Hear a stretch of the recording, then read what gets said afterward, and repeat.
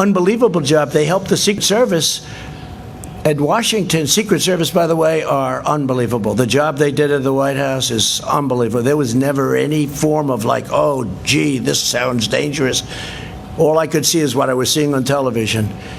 But they were outside, and the Secret Service was incredible. But we were also helped by the D.C. police, and we were helped by the National Guard. Was unbelievable. They came in, and this was like a piece of cake. And I really am suggesting, because if you look at Minnesota and the great success we had there and other places, I'm suggesting to some of these governors that are too proud in New York, I mean, you see what's going on there. Don't be proud. Get the job done. You'll end up looking much better in the end. Call in the National Guard. Call me. We'll have so many people, more people than you. Have to dominate the streets. You can't let what's happening happen. It's called dominate the streets. You can't let that happen in New York, where they're breaking into stores and all of the things. And by the way, hurting many small businesses. You can't let it happen. Equal justice under the law must mean that every American receives equal treatment in every encounter with law enforcement, regardless of race, color, gender, or creed. They have to receive fair treatment from law enforcement. They have to receive it. We all saw what happened last week. We can't let that happen. Hopefully George is looking down right now and saying, there's a great thing that's happening for our country. There's a great day for him. It's a great day for everybody. This is a great day for everybody. This is a great, great day in terms of equality. It's really what our Constitution requires, and it's what our country is all about. I just want to finish by saying, to save the economy, we passed several pieces of critical legislation, totaling many trillions of dollars, meaning 3. We're set up to do more if we want. I think we should, because we are dominant. For many years, as a bystander, but somebody that loved government, somebody that loved this country, I would watch and study and see, and just, when I say study, naturally study by watching. But if you go back, China was going to catch us in 2019. And that was like a given. You go back 5 years, 6 years, 7 years. It was always, China will catch America, catch the United States, and in 2019, and then it'll become the dominant economy. Never happened. It's not going to happen. We dominated them over the last year and a half, 2 years. We took in tens of billions of dollars in tariffs that they paid for. I gave some of that money, just a small fraction, to our farmers, which made them whole, more than whole. That's why they're all in business. Made them more than whole, and it came right out of the tariff money. And the reason we didn't pay is because China devalued their currency, and they paid. Plus, they also put additional money to it. Because if they didn't do that, nobody would have bought their product. We made a great deal because of that. That's the only reason we're able to make a good deal, because of the possibility of tariffs.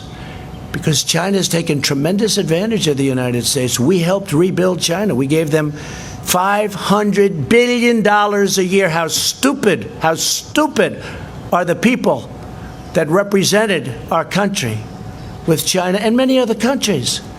But that's all changing. And it was in the process of changing very big. Again, China had a very bad year before the plague. And now I think hopefully they're going to have a great year. I want them to have a great year, but we're going to have better years than they ever had. We have a better system, much better system. We made Americans sure of themselves, and we took care of families. We gave benefits, and we sent $1,200 to every individual making less than $75,000, and $4,000 almost dollars to every family of 4 earning less than $150,000. That's a lot, isn't it? When you think 150, but that's what's happening with our country. If you look at other countries, even countries that you think they're doing well, they don't talk about $150,000 as being median. $150,000. That's tremendous. That's a great tribute to the people of our country. The job surge that we're seeing right now is widespread. Leisure and hospitality added 1.2 million jobs. Construction jobs are up, listen to this, 464,000. Education and health services rose 424,000. Retail trade is up 368,000. And here's the one I like the best. Remember, previous administration, that you need a magic wand for manufacturing. Manufacturing, which we had up to 600,000 jobs prior to the plague, manufacturing rose to 225,000 jobs, up by. So we picked up 225,000 manufacturing jobs. That's very unexpected. Everything that you've seen this morning is unexpected. Even the pros sitting here would understand that, everything. We also smashed expectations on the unemployment rate. The prediction was that the unemployment rate would rise to over 20%, and instead it dropped to around a little more than 13%, slight difference.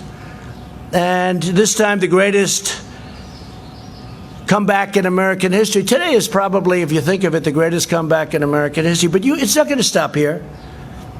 It's going to keep going because so many places are closed. I was watching our great vice president today being interviewed on CNBC. He did a phenomenal job, and he made a statement. He said, this is not going to stop, and 100%, he's always attributing everything to me, but I'll attribute this statement to him. He said, it's not going to stop because the numbers that you're looking at don't include all of those states that are closed. They haven't even opened yet. We're going to be stronger than we were when we were riding high. And our stock market is it's just short of an all-time high. I've had 144 all-time high stock markets during a 3.5-year period. Nobody's ever come close to that, and we're going to do it again. But it's going to be even stronger than last time. When I would say that to you 2-3 months ago, I could see what's happened. I have a good feel. I've always done well with numbers, but I had a feel for it. I said it even the other day. I was saying, I think we're going to have a tremendous next year. I think it's going to be a phenomenal next year. I didn't know it would start this quickly. I thought we'd start in August, September, but it started very early. Amazing. It's an amazing thing, but it means that they're likely to return, and all of these jobs that we're talking about now aren't even included because some of our biggest places aren't opened. They're opening up now. I think New York's opening up like as of today, and that's one of our big ones. New Jersey. They're all working hard. The governors are all working hard. To save millions of American lives, we took that unnecessary evil, we took it out of the equation. We had to do what we did. We had a very, very strong push not to do anything. We would have lost so many people. But very importantly, the economy wouldn't have been as good as it is because nobody expected this. I don't think there's anybody sitting here that can say, I want to see it on tape, as opposed to just say, oh, I did that. But some were predicting pretty good numbers, people I mentioned. But we took a tremendous step and a tremendous risk. And we've gone up at a level, and this level is going to be nothing compared to what you see in coming months, and especially next year. So the best strategy to ensure the health of our people moving forward is to focus our resources on protecting high-risk populations like the elderly and those in nursing homes, while allowing younger and healthy Americans to get back to work immediately and open up our schools, open them up. We understand this disease now. We didn't understand it. Nobody's ever seen it before. It's very tough, very contagious, very mean to certain people. We've learned a lot. We didn't know. Nobody knew anything about it. But we learned a lot. And I have to thank everybody for working so hard. Jared and Mike and the task force and all of the people, the admiral, the general. They were saying, oh, you should use admirals. I said, I did. You should use generals. I said, I did. Used them both. We had some incredible people on the task force. The job they did in getting ventilators built by the thousands. We're giving to Nigeria, to France, to Spain, to Italy, to many, many countries, to UK. They're having a hard time. We're giving them ventilators. It's a great thing. I mean, they're very hard to make. They're long-term items. We mobilized. Nobody's ever seen anything like it. Just like the Second World War. There hasn't been a mobilization like this since the Second World War, especially ventilators, because it's hard. It's big, it's complex, very complex machinery, computerized all over the place, and very expensive. And we're building thousands a week. Right now, we're building thousands a week. We have all we can use. No governor, you hear the calls, you listen in on those calls. Frankly, you're invited to if you want, but you do anyway, even if you're not invited.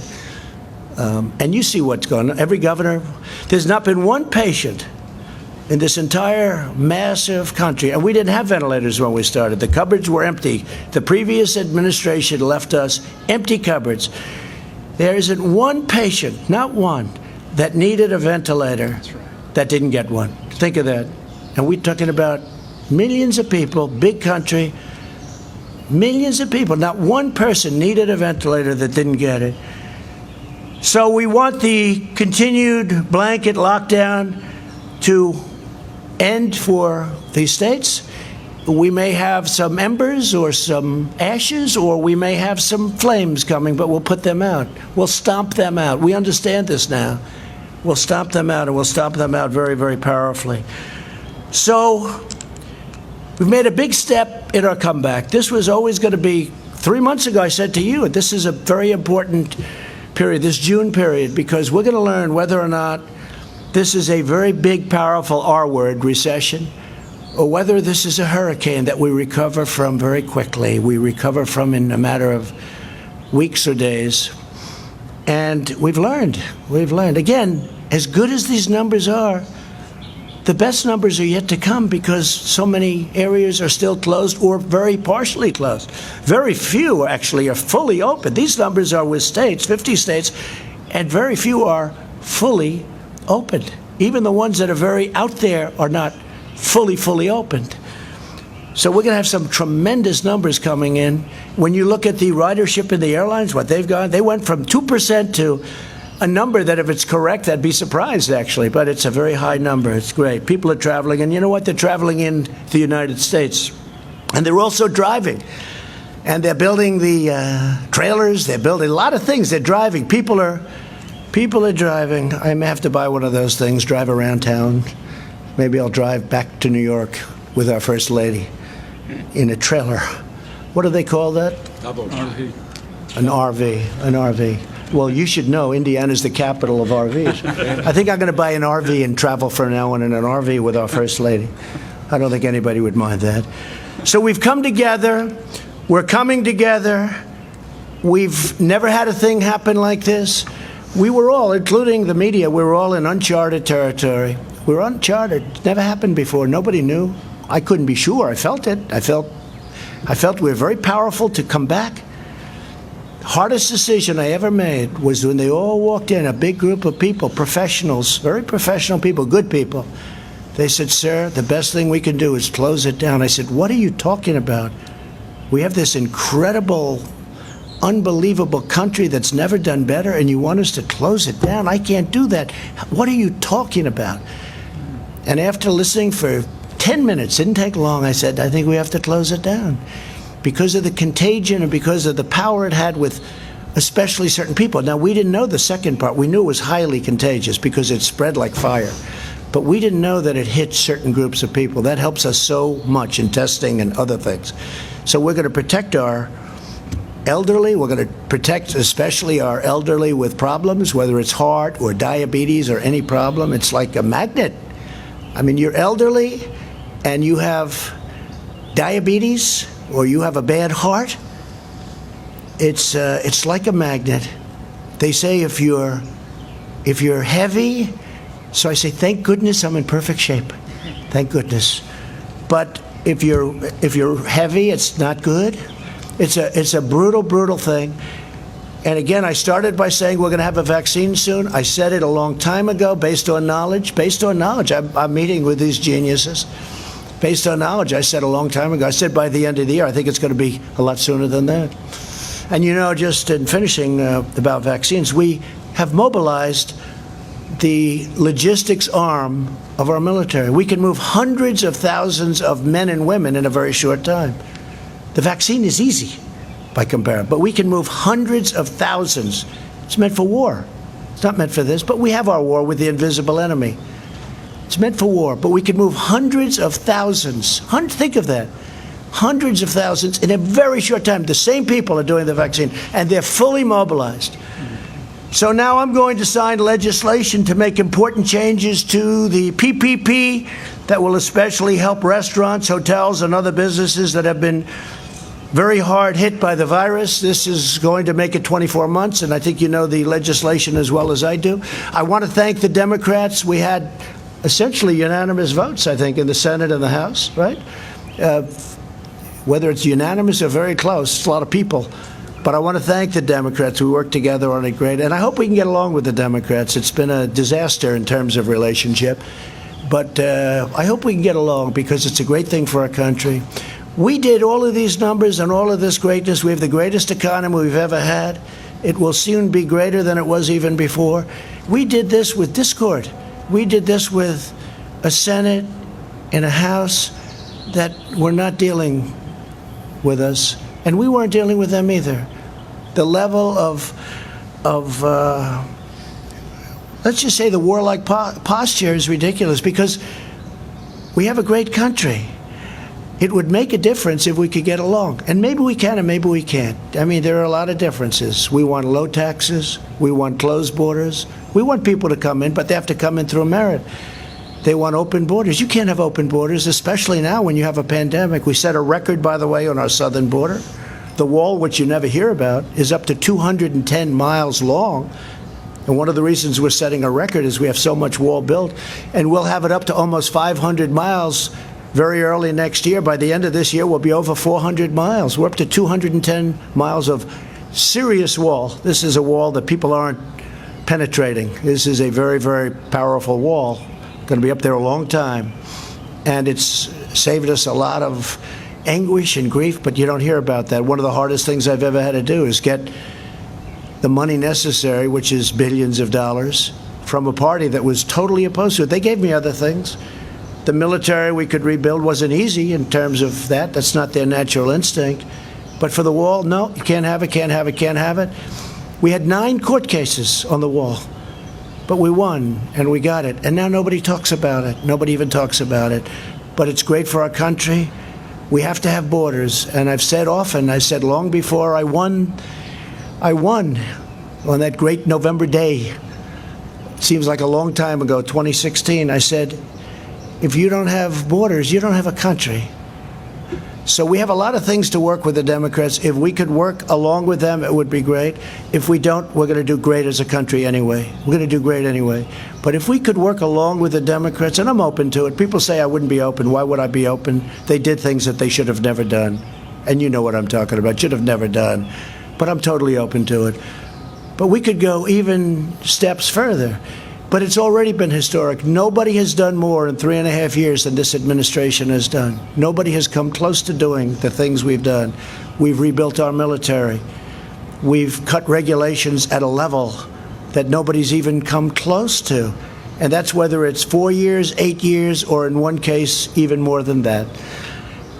Nobody's done anything close. Regulations, low taxes, rebuilt military, take care of our vets. We got choice approved for the vets. So instead of waiting in line for 4 weeks to see a doctor, they can go immediately outside, get a private doctor, we pay for the bill, and the vet is in great shape. And we actually save money, but more importantly, we save their lives, and we save the quality of their life. They were dying. They would come onto a line, they'd have to wait 4 or 5 weeks, they wouldn't be very sick. By the time they see the doctor, they'd be terminally ill. We don't have that anymore. You don't hear any bad stories about the vets anymore. That doesn't mean go out and find them, because tonight you'll be traveling all over the world looking for an unhappy vet. And we got accountability because we had a lot of bad people in the VA. It's called VA accountability, where we can now fire people that don't treat our vets good. We have sadists, we have thieves, we have a lot of bad people.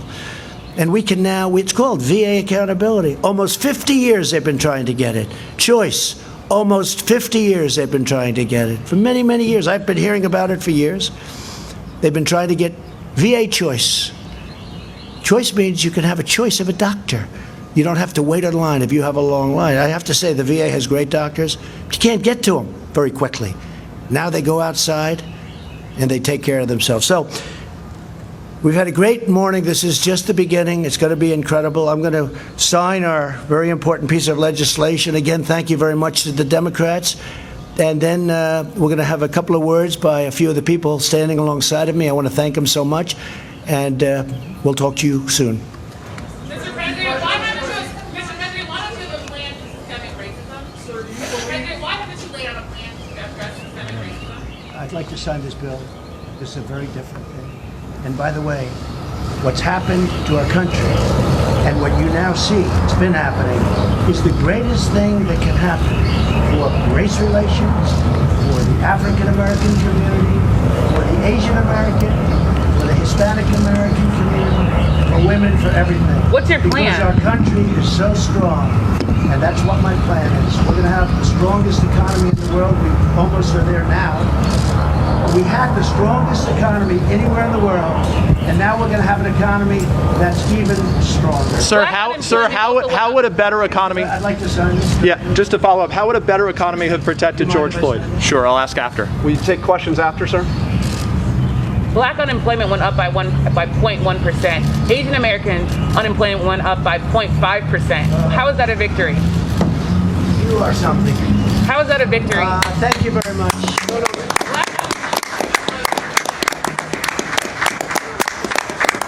I have to say, though, it's been an honor. This is such a great achievement. I feel so good about it. This is just the beginning. The best is yet to come.